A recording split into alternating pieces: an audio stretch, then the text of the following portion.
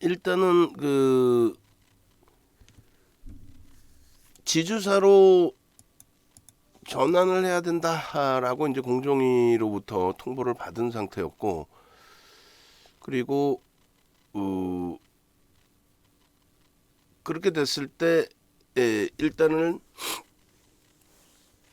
공정거래법상의 지주사 설립 요건을 갖추면 강제 지주 전환 이슈가 생기는 겁니다. 그래서 자회사가 상장사일 경우에 2년 안에, 그래서 2년에 이제 여유는 있다라고 할 수 있는데 2년 안에 30% 이상의 지분을 확보를 해야 됩니다.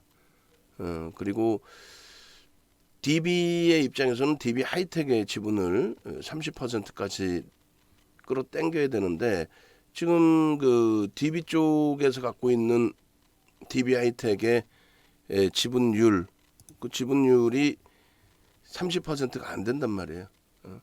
17.84%. 그러면 이 부분을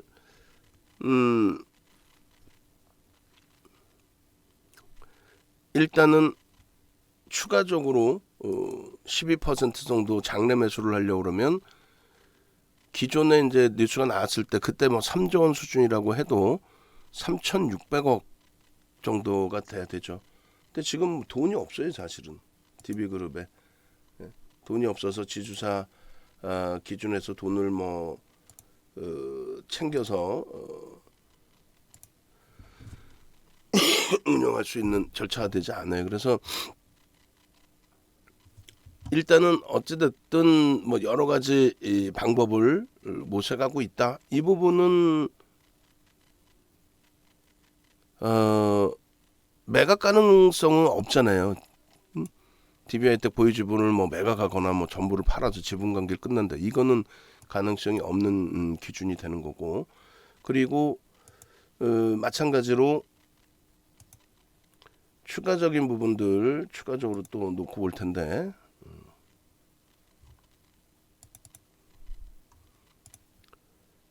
계속해서 이제 그 같은 내용들의 지수사 관련된 내용들이 있었어요. 그리고 전략 부분은 다시 저점 찍고 다시 2% 이상 돌릴 때 기준을 편입 기준으로 설정을 합니다.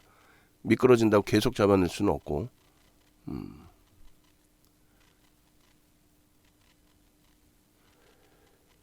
오히려 나을 수 있죠. 오히려 나을 수 있죠. 그러니까 그 부분도 설명을 드릴게요. 요거 다 보고 나서. 그래서 일단은 지금 12.4% 지분을 뭐 팔아낸다, 이것도 문제가 되고, 왜냐하면 5% 미만 지분으로 설정한 거예요. 그리고 그러니까 자사주를 지분을 늘릴 거냐의 기준이 계속 시장에서는 화두가 된 거고, 그게 이제 한 2년 정도 시간이 있었던 부분이고, 지금 기준에 이제 물적 분할을 할 거냐, 인적 분할을 할 거냐, 뭐 여러 가지 물적 분할의 기준에서는 어떤 내용이 나오느냐, 뭐 이런 기준이고, 실적 부분은 앞부분에 이제 먼저 좀 설명을 드렸었고, 그리고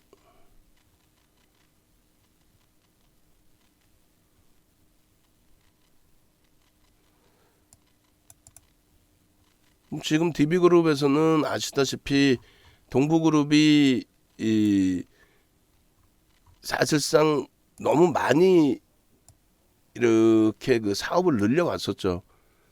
그러다가 이제 안한반도체 인수한 게 지금 겨우 이제 결실을 맺은 건데, 그 과정 속에서 DB그룹 자체가 이제 휘청된 상황이 돼버렸으니까, 보험사로 돈을 벌어서 그 돈을 가지고 여러 가지를 했다가 요 부분이 이제 좀 중요할 것 같네요. 인적 분할 얘기가 나오네요.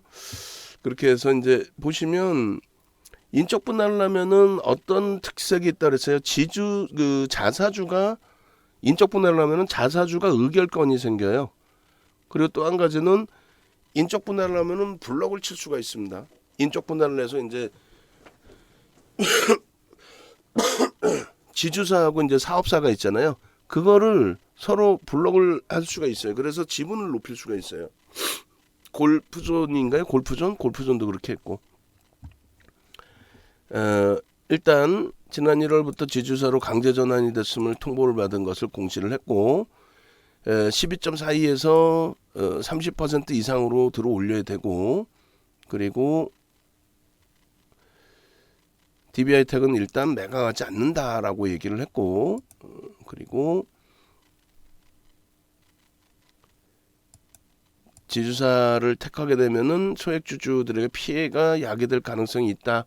이 부분은 이제 어떤 해석이냐면은 조금 전에 말씀드린 것처럼 이 지주사 전환이라는 것이 IMF 때에 IMF 자금이 들어오면서 우리나라 기업들에게 요구했던 내용입니다. 우리나라 기업들에게 요구했던 내용, 그 요구했던 내용의 기준은 다시금 말씀드리면 그 당시에는 족볼 체제로 기업을 운영을 하면서 실적이 좋은 회사에서 돈을 빼서 그거를 자회사에 돈을 계속 갖다 뿌려댔죠. 그러니까 뭐 예를 든다면은 특정 기업을 얘기하긴 그렇습니다만, 예를 들어서 한솔제재 같은 경우에 알짜배기 한솔제재에서 돈을 벌어서 한솔건설이나 이런 데 돈을 다 쏟아부었단 말이에요. 한솔제재에서 버는 돈을 그렇게 하고 뭐 자회사의 유상증자에 막 참여를 한다든가, 그러니까 배당도 안 하고 그런 식으로 이제 족볼 체제로 자기들의 지분을 계속 가치를 높여서 경영권 승계 작업을 하고 그렇게 진행을 했죠. 그래서 그것을 없애라 그러면 가장 투명한 것은 지주사 전환이다, 이렇게 된 거예요. 그렇게 해서 지주사 전환을 해야 되는데 전환에 한다고 강압을 할 수는 없죠. 강제를 할 수 없잖아요. 그래서 부채가 가장 많았던 대우그룹부터 날라간 겁니다. 그럼 우리가 흔히 생각할 땐 대우그룹이 정치적인 색깔 때문에 망가졌다 생각하는데 전혀 그렇지 않고요. 사실은 그 내용이 아니고 대우그룹이 날라간 이유 중에 가장 큰 이유는 지주사 전환을 선택해야 되는데 안 하죠. 안 하다 보니까 가장 부채가 많은 그룹을 손을 댈 수밖에 없었던, 그 이후에 이제 알아서 LG가 외국인 지분이 굉장히 많이 줄어들었었단 말이에요. LG가 그냥 알아서 착착착 지주사로 전환을 하고 분할을 한 거죠. LG, 뭐 GS 뭐 이런 식으로 계속. 그리고 현대차, 현대그룹도 마찬가지로 현대건설, 뭐 현대차그룹, 현대중공업그룹 이런 식으로 그 과정 속에서 이제 뭐 왕자회란, 무슨 개뿔 무슨 왕자는 지들이 그런 식으로 이제 지주사 전환을 진행을 하는데, 그로 인해서 특별법이 생기는 거예요. 지주사 전환을 했을 때는 자사주가 의결권이 생긴다. 그럼 굉장한 특혜죠. 손 안 대고 경영권을 더 크게 확보하는 거잖아요. 자사주 자체 의결권이 없단 말이에요. 회사 돈으로 산 게 왜 오너의 대주주의 의결권으로 들어가냐 이거죠. 근데 그런 특별한 당근을 주지 않는 한 지주사 전환을 하지 않기 때문에, 그래서 순차적으로 다 지주사 전환을 한 거예요. 그렇게 하면서 이제 그 부분이 어찌 보면 악용인 거고, 어찌 보면 이제 뭐 시대 상황에 따라서 어쩔 수 없이 진행이 된 거고, 그룹 입장에서는 이제 뭐 금융 실명제도 있었지만은 숨겨놓은 지분까지 싹 다 꺼내놓고 뭐 세금 낼 건 내고 지주사 전환하면서 경영권을 더 장악할 수 있게 되고, 지분을 그렇게 되고, 이제 거기에 지분율이 더 낮은 쪽은 사업사를, 그러니까 예를 들면은 LG에너솔루션이 물적 분할이 아닌 인적 분할이고 지주사로 전환되는 그 상황이었다. 그러니까 물적 분할, 인적 분할 포함해서 6개 업체인가요? 쪼개놓은 중공업그룹 같은 경우, 어찌됐건 그게 이제 인적 분할이었다라고 친다면 내가 가지고 있는, 대주주가 가지고 있는 사업 부분을 지분을 매각을 한단 말이에요. 수합을 한단 말이에요. 얼로 지주사 쪽으로. 그렇게 해서 지주사 지분으로 바꿔요. 대주주가. 그럼 대주주는 사업 회사의 지분은 적게 갖고 있더라도, 아니면 혹은 없더라도 지주사 지분이 확대됩니다. 그러니까 그런 일련의 과정 속에서 사실은 특혜를 주는 부분이 있기 때문에 모든 기업은 지주사 전환이 오케이 다 된다, 오히려 권장하고 그렇게 해왔고, 투명성을 가져가기 위해서. 근데 그 부분이 시민단체에서 무산된 기업이 딱 하나가 있죠. 그룹 중에 딱 하나의 그룹이 삼성그룹인 거예요. 갑자기 다 되다가 삼성그룹 너희만큼 지주사 전환이 안 돼. 말 같지도 않은 형평성이 논란에서. 근데 어찌됐건 뭐 최순실 씨 터지고 그 이후의 흐름이다 보니 삼성에서 지주사 전환을 위한 경영권 승계 작업을 위한 자사주 매입을 상상을 초월하겠단 말이에요. 14%를 했어요. 그걸 그냥 이익 소각을 해버립니다. 이익 소각을. 그런 방식이에요. 그래서 여기서 나오는 거는 주주들, 소액 주주들에게 피해를 줄 수 있다 이렇게 돼 있는데, 인적 분할을 하게 됐을 때는 거의 대부분이 비이성적인 흐름이라더라도 주가가 급등을 합니다. 일반적으로. 왜냐하면 시가총액이 낮아지는 착시 현상이 있죠. 그러니까 시가총액이 3조짜리의 DB하이텍이다. 지금 뭐 2조가 깨져 내려갔는데 3조짜리다. 그럼 인적 분할을 하면은 예를 들어서 1조 5천억씩으로 쪼개지죠. 그럼 가벼워지다 보니까 랠리가 나옵니다. 특히 이제 대형주 같은 경우는 한쪽 사업사 쪽의 랠리가 좀 강화되죠. 그러니까 예전에도 이제 지주사 전환됐을 때 LG그룹, 뭐 GS그룹 다 있잖아요. 그러면 LG 지주사 LG, 지주사 뭐 GS 뭐 이런 식으로 다 분할하고 또 거기서도 또 쪼개지고 그런 기준. 그래서 이제 그런 내용의 소액주주들이 피해가 야기될 수 있다와 그런 내용의 소액주주들이 오히려 주가 이익을 볼 수 있다. 양쪽이 다 갈려져 있어요. 근데 물적 분할이 갑자기 악재라고 떠오른 거는 LG화학 때문인데, 물적 분할이 악재로 작용된 자체가 우리나라 증시 역사상 없습니다. 농담하는 게 아니라 없어요. LG화학도 나중에 다시 한번 또 보여드릴 텐데, LG화학도 그 당시에 240% 올라오고, 삼성 SDI도 그러니까 2차 전지주들이 200%대 강세를 나타내고 거기서 20%대 조정이 나온 거지, 그게 물적 분할 내용은 사실상 아니었어요. 물적 분할이었다면, 그게 악재였다면 LG화학만 빠졌어야죠. 동반적으로 빠지더라도 SDI나 SK이노베이션의 하락률이 LG화학보다 적게 빠졌어야죠. 근데 SK이노베이션은 오히려 40% 가까이 빠집니다. 결론적으로 뭐 그건 나중에 또 따져보고요. 지금의 기준에서 그렇다면은 DB하이텍이 물적 분할이냐 인적 분할이냐, 이왕이면 인적 분할을 하면 시장의 심리적인 면은 일적 분할을 하면 나쁘게 평가를 하진 않아요, 사실은. 오히려. 그리고 물적 분할을 해도 LG화학 이후에 물적 분할을 하는 쪽이 많아요. SK이노베이션 뭐 삼성 SDI 뭐 계속 이야기가 있었고, 실질적으로 이제 포스코 같은 경우에 물적 분할을 단행을 하고 뭐 이런 기준인데, 그들의 주가 소식이 주가 변동성이 그렇게 최악으로 형성돼 있지는 않았다는 얘기예요. 결론적으로 그 만약에 여기도 나오는 것처럼 지주사 전환을 하기 위해서, 지분을 확보하기 위해서 인위적으로 뭐 주가를 좀 밀고 내려가는 그런 비이성적인 행위를 했다. 그거는 문제가 된다는 거죠.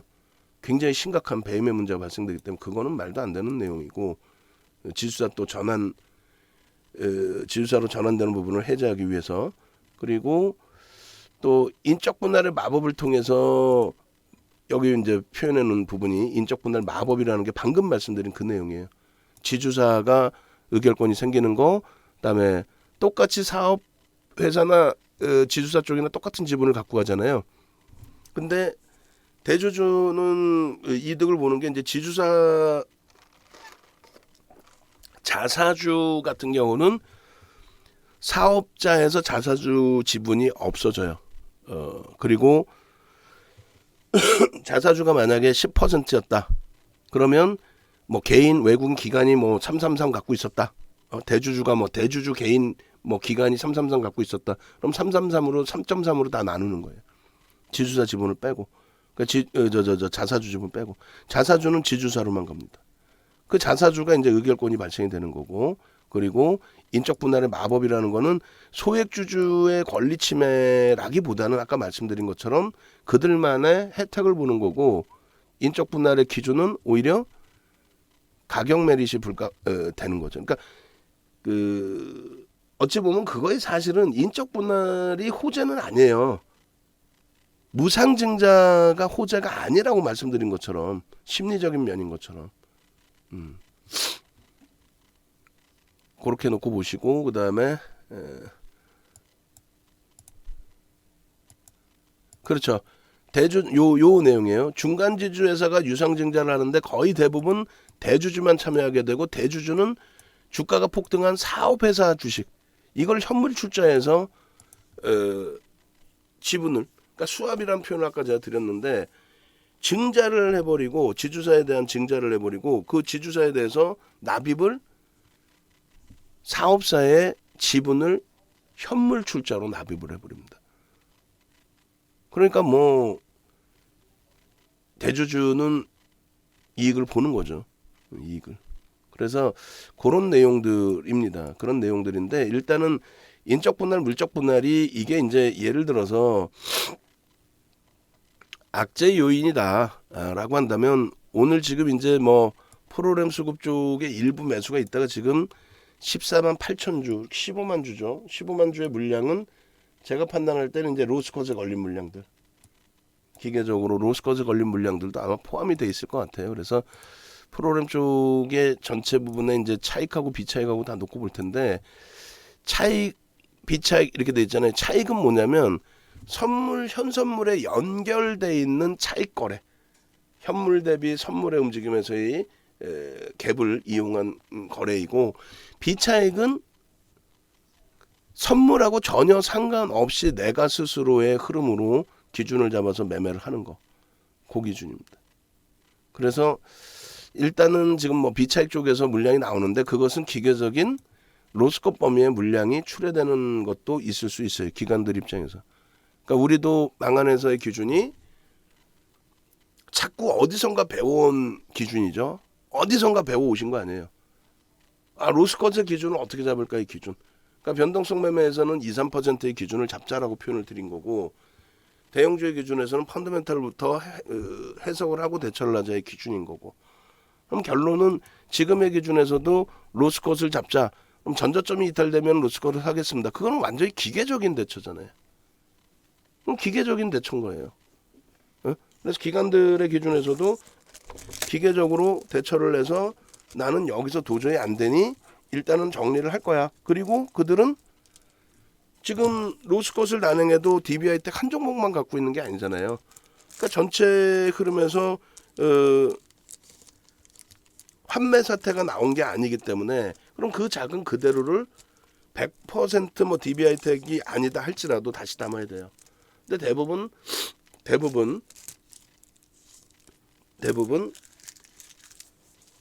그 업체를 시차를 두고 다시 담죠. 당일날 담는 경우 좀 드물고. 어찌됐건 그래서 그러한 그 맥락에서 DBI텍의 지금의 프로그램 쪽의 물량은 기계적인 로스컷 물량의 기준이 될 수 있다. 편입 여력이 조금 더 있거나 이것을 기회로 놓고 보는 쪽이 있다면 순수하게 편입의 기준을 잡는 쪽도 있다. 지금 한투 같은 경우는 8만 주 정도 매수 우위가 되고요. 그죠? 키움 같은 경우도 8만 주 정도 매수 우위인데 이제 개인이 많이 분산돼 있을 거고 역시나 개인이 많이 산다? 아니지. 그게 뭐 한 명이 사는 것도 아니고. 응? 그리고 미래에셋 쪽도 개인 선호 창구인데 한 3만 주 정도. 그래서 오늘의 흐름에서 이제 외국인 매도와 기관의 매도, 그다음에 외국인 매수와 기관의 매수가 어느 정도인지, 손바뀜은 어느 정도 된 건지, 그리고 현재 기준에서 순매수 기준에서 물량이 어느 정도 떠넘겨진 건지 13%까지 밀려 내려갈 정도의 흐름에 뭐 하루에 지금 외국인이 24% 갖고 있을 거 아니에요. 24% 갖고 있잖아요. 뭐 하루에는 다 못 던지겠어요? 하한가라도 맞아야지. 응? 냉정하게 생각해서 기계적으로 대처하든 기술 뭐 펀더멘탈적인 부분이든 기술적인 부분이든 외국인들이 두들겨 팬다. 그럼 하한가는 못 가겠냐고. 24% 우리보다 똑똑한 외국인 24% 갖고 있는 거 다 때려야죠. 그러면 거기에 또 연기금이 갖고 있는 게 10% 수준이야. 연기금이 6월 20일 날 마지막 날짜에 변동 신고가 나와 있는데 6월 20일 이후에 얼마나 팔았는지 모르겠지만 연기금이 하루에 다 팔아야죠. 저거. 일단 여기까지 올려드릴게요. 지주사 전환 관련해서의 내용으로.